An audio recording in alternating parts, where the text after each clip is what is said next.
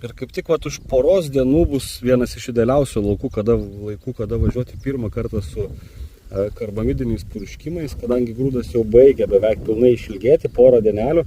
Tai ką šitas purškimas padaro, vėlgi važiuojam su amidiniu azotu, pamaitinti augalą per lapus, taip pat naudojam kartu kalį ir sierą, tam, kad vyktų daug greitesnis maisto medžiagų transportas į apačios į viršų, nes šiai dienai žiūrint į kviečius,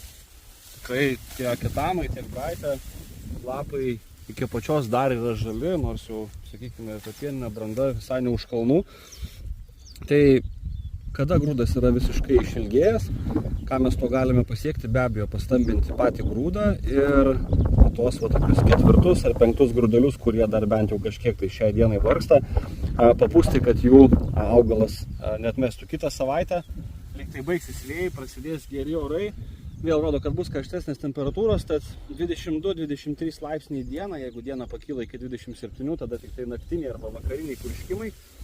kada pats augalo lapas atvėsta, bet ten, kur azoto netiduota tiek, kiek šiai dienai augalai rodo potencialo, papildomi mitybiniai važiavimai su karbamidu jau ateinantį savaitgalį arba kitą savaitę.